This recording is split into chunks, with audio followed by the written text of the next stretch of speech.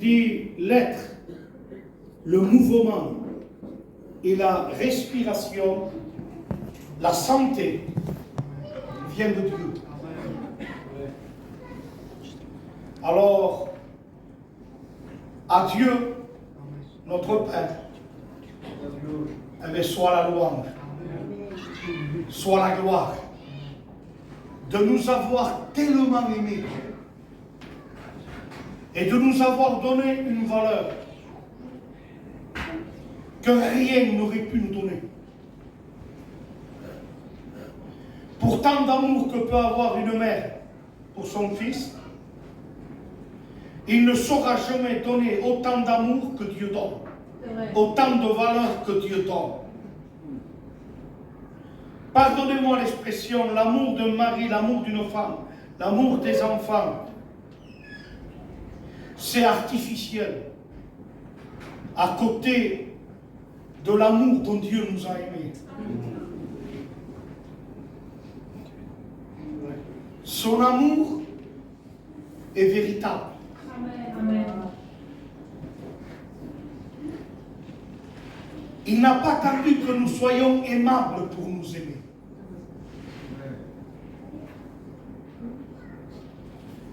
Il nous a aimés alors que nous méritons l'enfer, la perdition, la malédiction, à cause de nos péchés, de nos méchancetés, de notre désobéissance. Christ, dira Romains 5, autant marqué, est mort pour des impies, pour des révoltés, pour des pécheurs.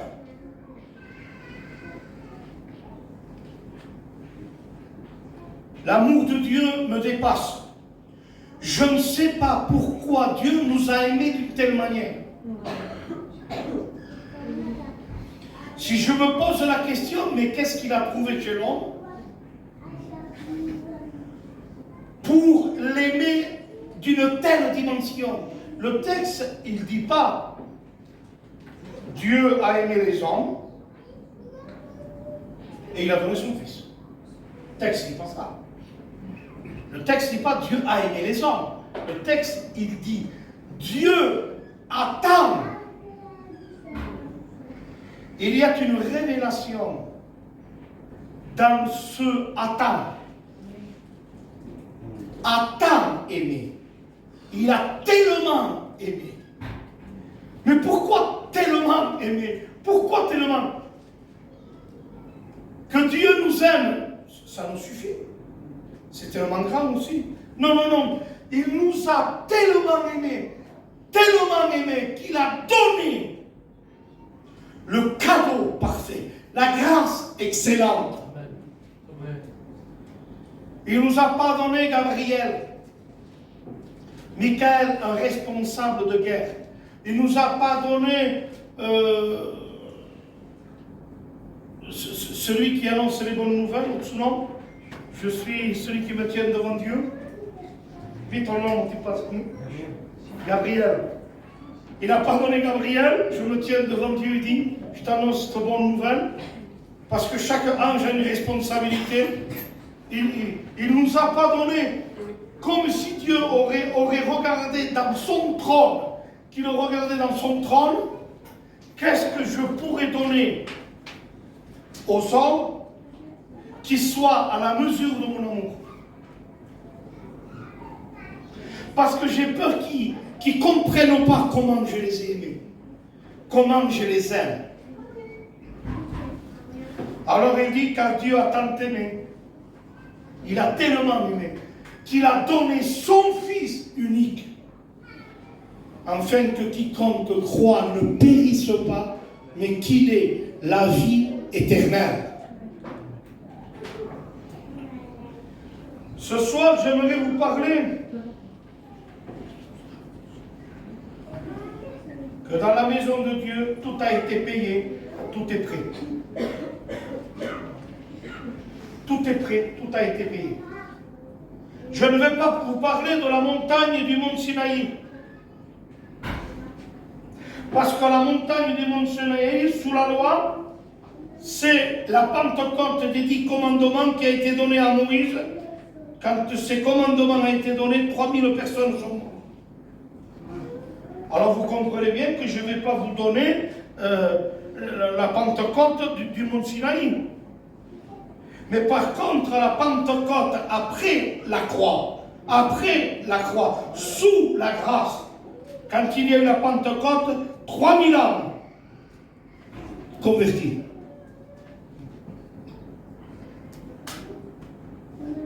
Et je ne vais pas vous apporter la loi, ni le mont Sinaï, ni un devoir, parce qu'on sait que l'homme, il est en faillite par le péché. Mais je vous apporte la grâce, qui n'est pas la légèreté. La grâce qui est une source de salut.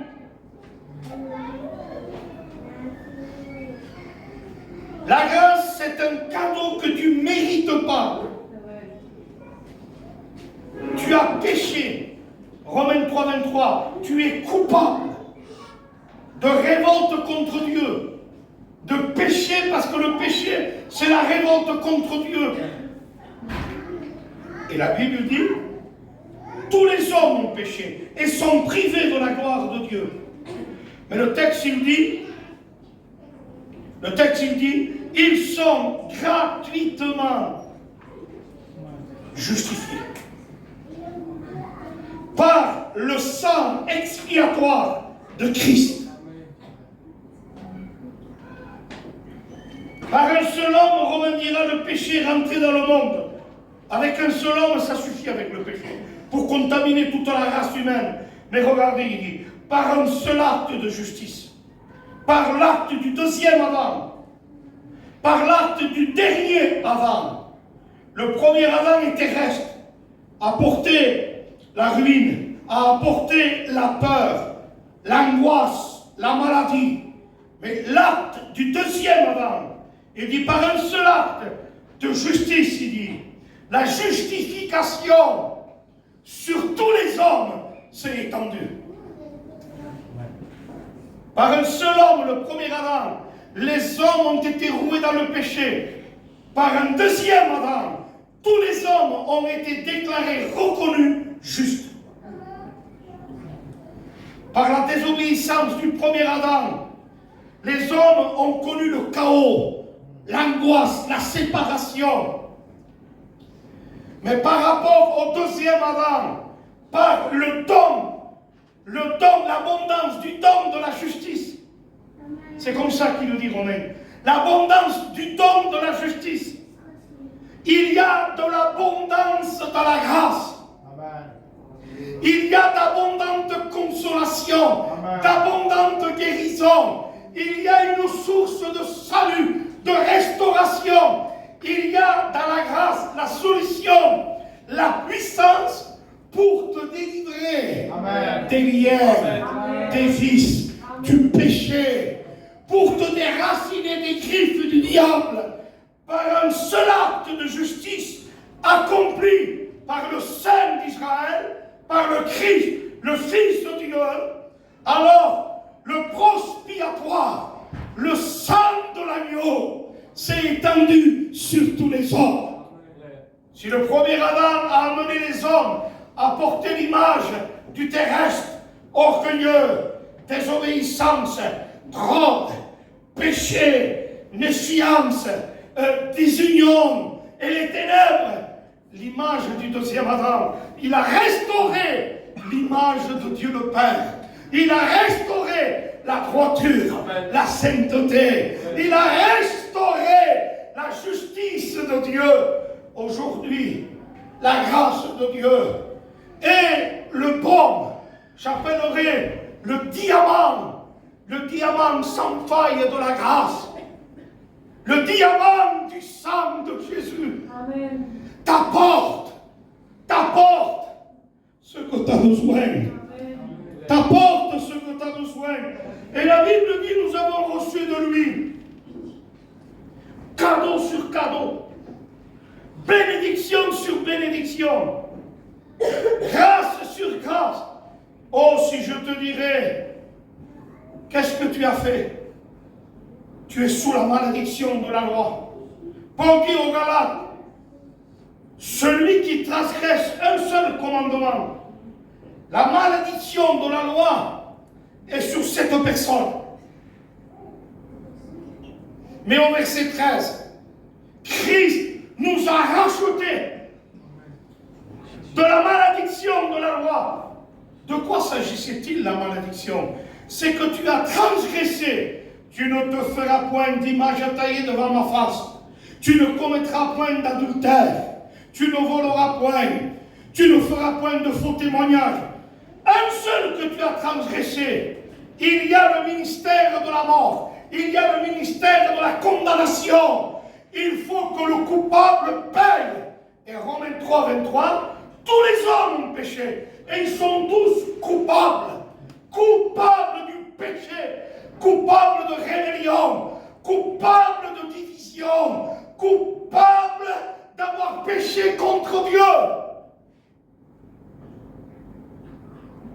Et Christ répare la transgression des hommes en prenant sur lui ton péché, et il t'offre sa sainteté, sa justice. Ce soir, tu peux être pardonné, tu peux être délivré, tu peux être gracié. Amen. Oh, dans la montagne de Moïse, sur mont Sinaï, quand Dieu, le tar en hébreu, quand Dieu descendait, c'était une flèche enflammée. Dieu descendait, mais c'était le feu de la loi, le feu de la condamnation. Quand il descendait et qu'il touchait la montagne Sinaï, le feu embrasait la montagne et il sortait du rebord de la montagne, du pied de la montagne, tout au long de la montagne, comme de la fumée qui sortait, comme de la fumée, par rapport à l'intensité de la flamme que quand Dieu descendait sur la loi. Une bête, un animal, touchait la montagne, bouffe, mort. Moïse met des périmètres. Si un homme touche la montagne, il est mort. Parce que c'est le Dieu saint à l'infini. C'est le Dieu juste à l'infini qui descend, le Dieu à la droiture à l'infini, et que l'homme est coupable, que l'homme est pécheur, que l'homme est sale. Et quand Dieu descendait sur le mont Sinaï, il dit qu'il y avait de la fumée qui sortait, mais la montagne, elle tremblait avec violence. Elle tremblait. Ce spectacle fut terrible, que le peuple disait: Moïse, nous on ne te suit pas, nous on ne touche pas, nous on ne vient pas. Vas-y toi, parle-toi et dis-nous ce qu'il faut faire. Mais nous on ne s'approche pas de la montagne du Sinaï, parce qu'on est mort. On mérite la mort, nous, parce que nous on est des pécheurs. Alors la loi, tu ne pouvais pas t'approcher. Mais aujourd'hui, sous la grâce, Hébreu,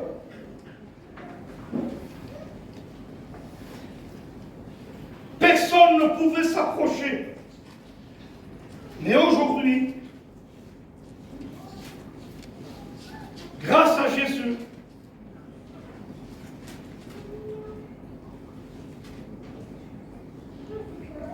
Hébreux chapitre 4 et le verset 14.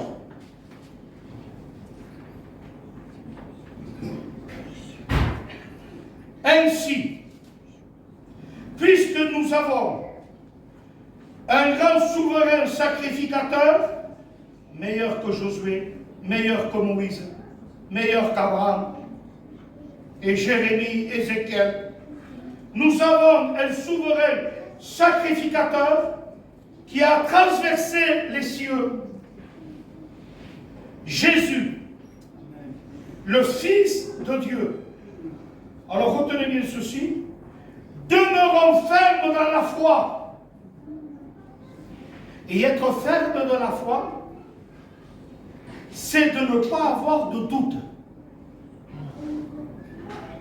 Être ferme dans la foi, c'est ne pas être inquiet. Avoir des soucis. Avoir peur. J'ai peur. Je touche la montagne, je meurs. J'ai peur. J'ai des doutes. Être ferme dans la foi, c'est être sans doute, sans peur et sans inquiétude. Je suis ferme dans la foi, ça veut dire ce que je crois, je le crois réellement. Amen. Vous savez pourquoi je vous dis ça? Car nous n'avons pas un souverain sacrificateur qui ne peut pas nous aider dans nos faiblesses. Nous avons un souverain sacrificateur qui peut nous aider dans nos faiblesses. Veux-tu ce soir être aidé dans tes faiblesses? Eh bien, ce soir, vous allez voir l'abondance du souverain sacrificateur qu'il peut compatir à tes faiblesses. Je ne prêche pas Moïse, ni Josué, ni Élie, ni Élisée. Je vous prêche un souverain. Je ne te prêche pas le frère de Moïse, un sacrificateur où il y avait des failles et des grosses failles. Mais je te prêche un sacrificateur qui est près de Dieu et qui intercède pour tes faiblesses. Il est là en tant qu'avocat pour toi. Alors, écoute-moi bien, sois ferme dans la foi, au moins, pas parce que tu ne fais pas de faute. Sois ferme dans la foi, pas parce que tu es sans péché. Il ne dit pas, sois ferme dans la foi, ça veut dire qu'il faut être sans faute. Ça veut dire qu'il faut être sans faille. Non, il te dit, sois ferme dans la foi, même avec tes fautes, même avec tes failles, parce qu'être ferme dans la foi, c'est être ferme dans ce que lui, il a accompli pour toi. Il ne te dit pas, sois ferme et confiance en toi. Jamais de la vie. Si je te dis, regarde-toi, tu vas te décourager. Tu vas partir de la réunion. Mais ce n'est pas ça que dit la Bible. La Bible ne te dit pas, sois ferme sur toi, sois ferme sur tes expériences, sois ferme sur tes qualités, c'est pas ça. On ne peut pas être ferme là, on le sait, on se connaît. Mais il dit, sois ferme dans la foi, dans le sens ce que Dieu a fait pour toi et ce qu'il est capable de te donner. Et qu'est-ce qu'il peut donner? On va le voir. Il dit, nous avons un souverain sacrificateur qui peut compatir à nos faiblesses. Au contraire, il a été tenté comme nous.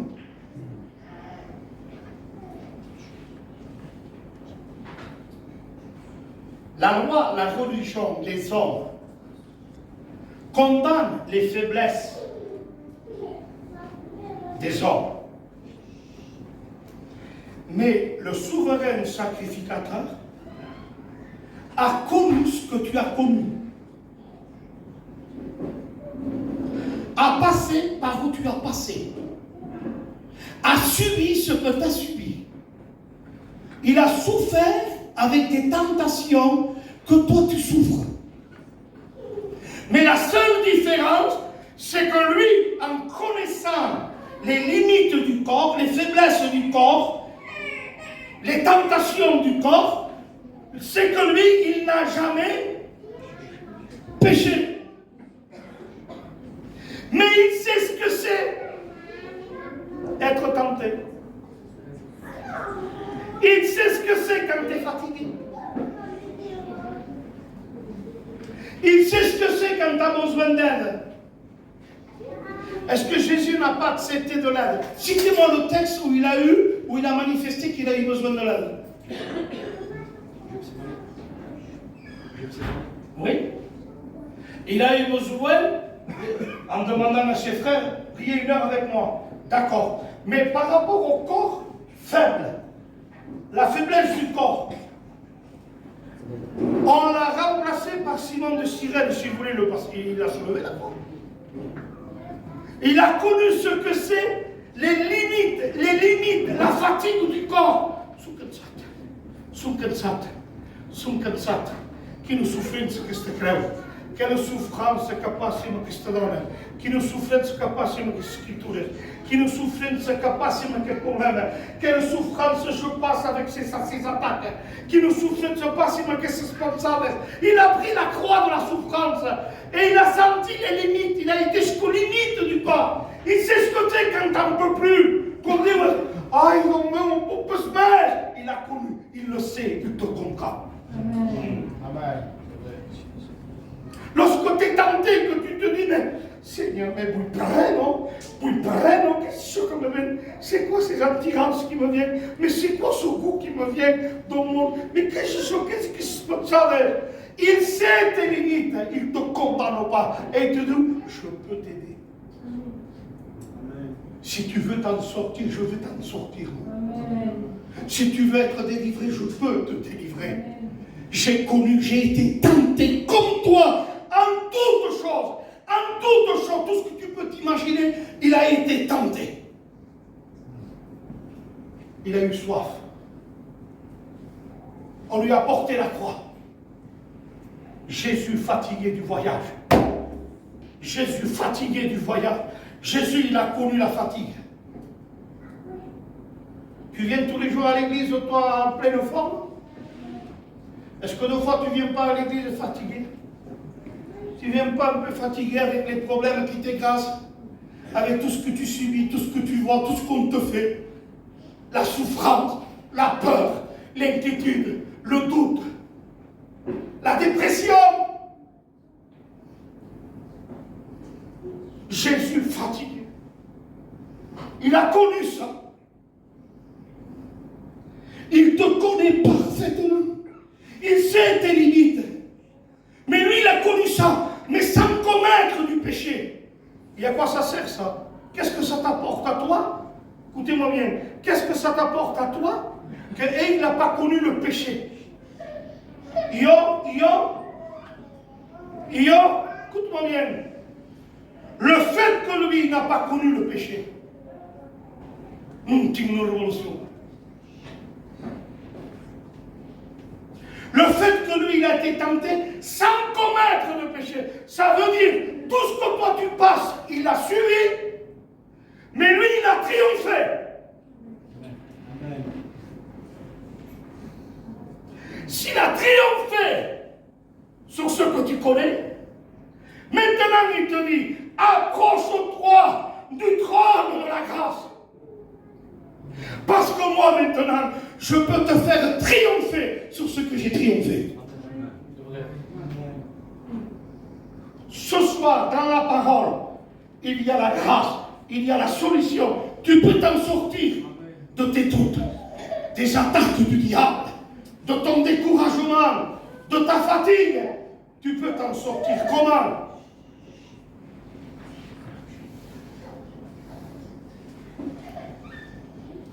Il peut compatir, au contraire, puisqu'il a été tenté comme nous, sans commettre le péché. Mais c'est beau, c'est beau. Ouais, il y a quelqu'un, mais quand tout carré te fout une plus. Il vient te voir carré te fout une plus. Il vient te voir une plus. On douce pas au par, on douce pas à tomar, parce que tu m'as traîné en cara. Tu n'as douce plus cada dia. Et tout douce pas, tu parles à tomar, parce que tu peux la deuxième plus.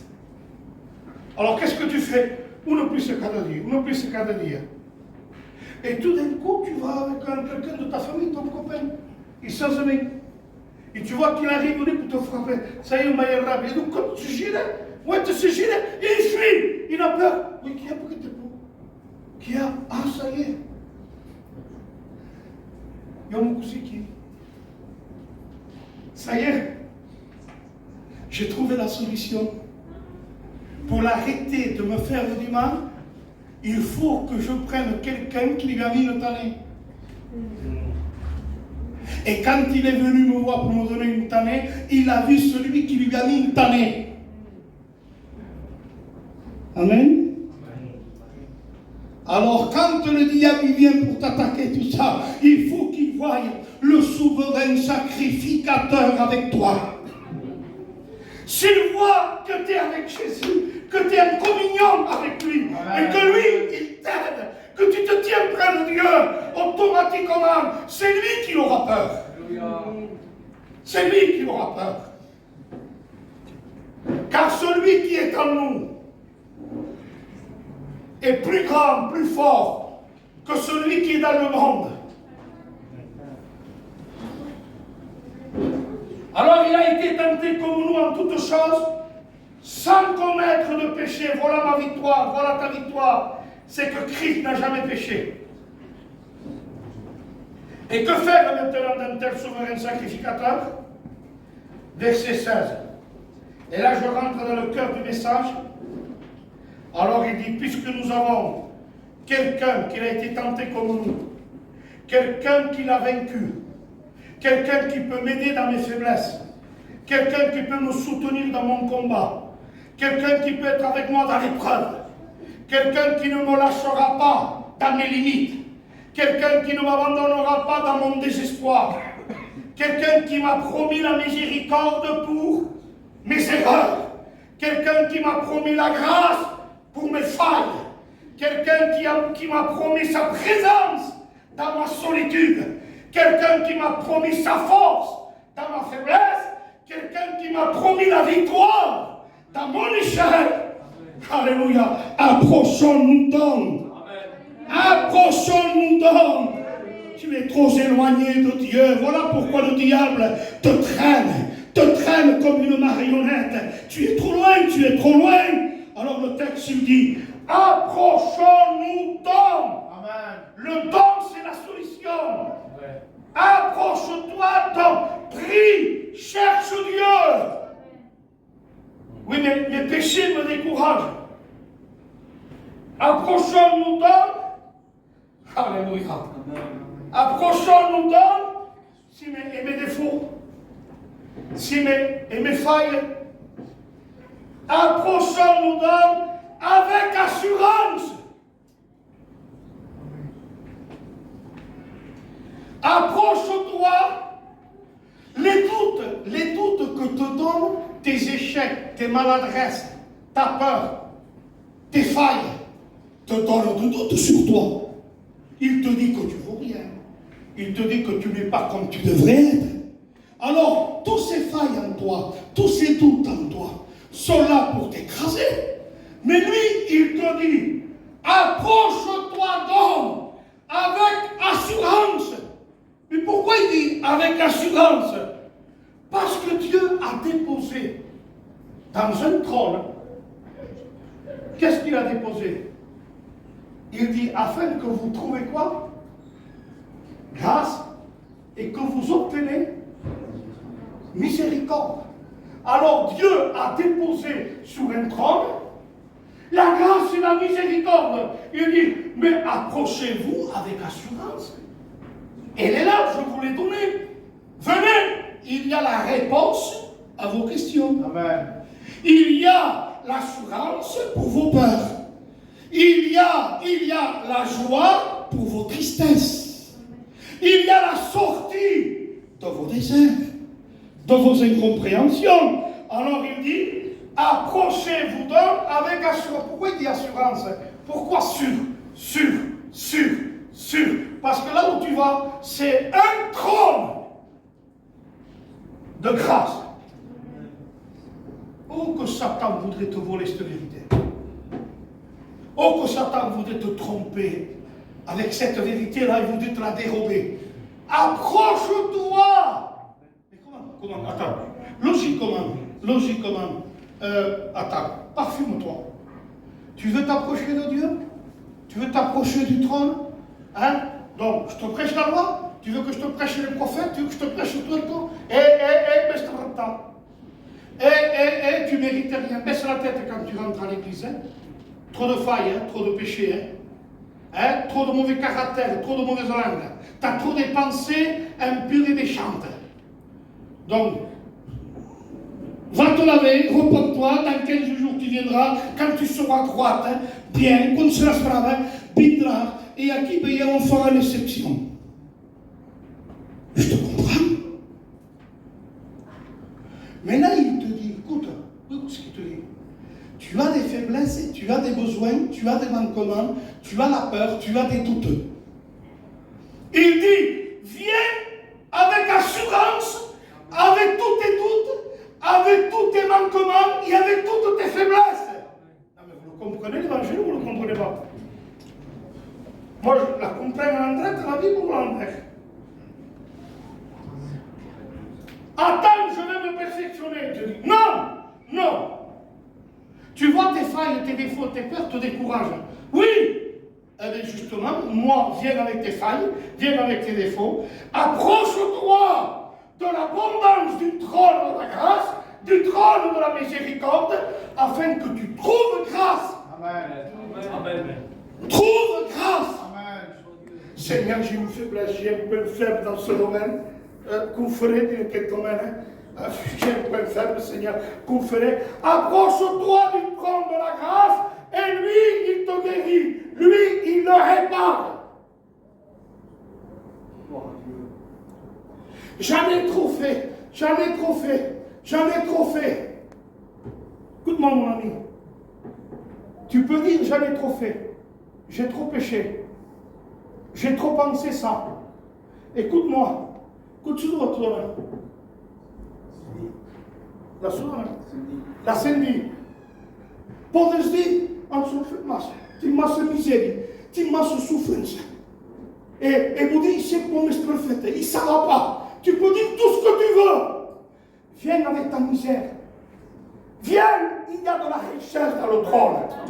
Viens avec ta pauvreté. Viens avec ton péché. Viens avec ta paralysie. Viens avec tes âmes boiteuses. Viens avec ton angoisse. Viens avec ta dépression. Il y a un trône. Il y a un trône. Il y a une abondance de salut, de pardon, de miséricorde. Dieu n'est pas un homme. Dieu, ce n'est pas un religieux. Dieu est ton créateur. Il t'aime. À la croix, il s'est vidé de son sang. Et maintenant, il y a un trône. Un trône. Il rend fort le faible. Amen. Il purifie le lépreux. Il redonne la vie là où il y a la mort. Il restaure ton âme. Il te redonne la vue. Il te guérit de ta maladie. Viens devant le trône. Amen. Arrête de parler de pasteurs et d'église. Arrête avec ça. Satan va te détruire. Je te prêche un trône. Je te prêche un royaume. Mais un trône où les éclairs, un trône où chaque éclair, grâce. Le trône, il y a des éclairs. Et chaque éclair, c'est un miracle. Restauration, pardon, purification, sagesse, droiture, justice. Amen. Justice, vie. Je te prêche un trône où il y a des tonnerres de puissance contre le péché, contre Satan, contre ses démons. C'est un trône de grâce pour toi, mais un trône puissant pour écraser Satan et ses démons. Il écrase ta culpabilité. Il écrase ta fatigue, ton découragement. Dieu t'aime. Viens.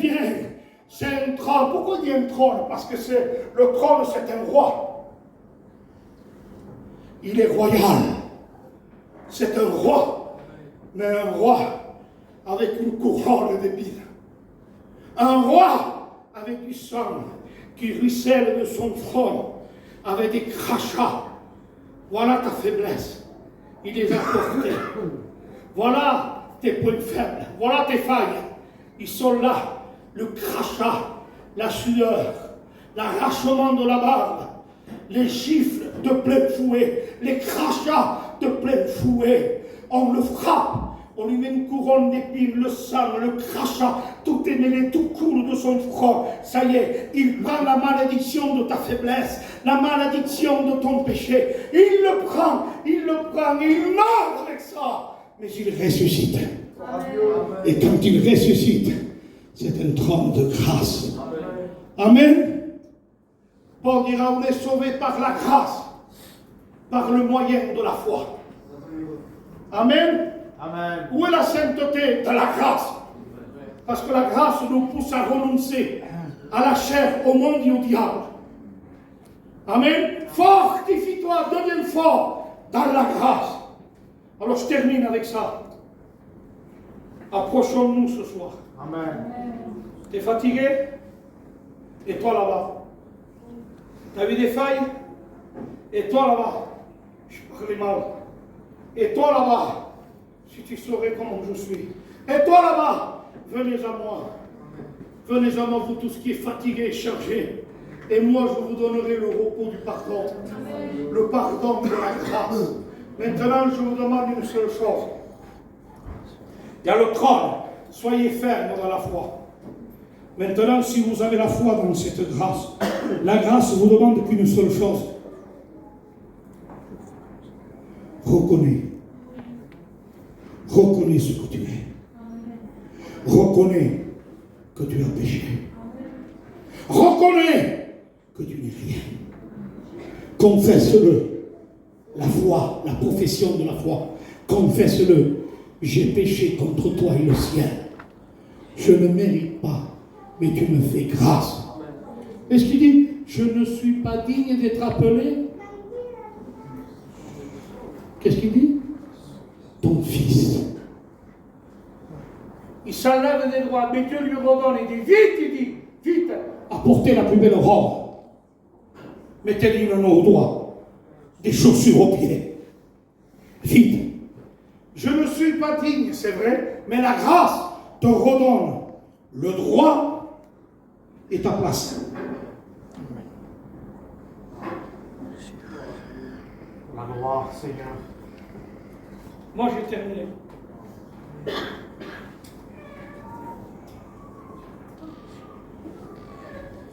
Maintenant, je voudrais prier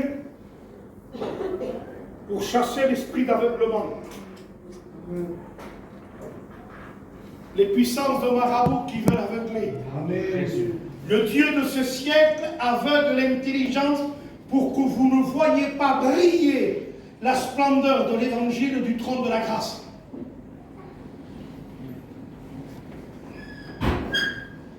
Père, je te remercie. Seigneur, tu vois cette parole qui a été prêchée. C'est au nom de Jésus que je m'adresse avec l'Église au nom du Christ. Avec tes enfants, t'es rachetés. Que tout esprit d'incrédulité, que tout esprit de doute, tout esprit de peur, tout esprit de condamnation soit lié, soit chassé au nom de Jésus. Que tout esprit de marabout, de médium, de sorcellerie, qu'il voudrait briser les foyers, détruire les foyers, non seulement les foyers païens, mais les foyers chrétiens de nom. Seigneur, je te le demande au nom de Jésus, car ceux qui sont sous la protection de ton sang, toute arme forgée contre toi sera sans effet. Aucun marabout ne peut toucher un foyer où c'est linteaux, ces portes, il y a le sang. Mais Père, ouvre-leur les yeux de ne pas sortir du trône du sang, de ne pas sortir des linteaux où il y a le sang de l'agneau. Père, je sais que Satan veut détruire les foyers, mais Père, c'est dans le sang que nous nous adressons contre ces puissances des ténèbres. Au nom de Jésus, Père, ce soir, que ta parole, elle rentre dans les cœurs. Que ta parole, elle fasse de l'effet dans les cœurs. Au nom de Jésus-Christ. Et pour ta gloire, Seigneur. Amen. On chante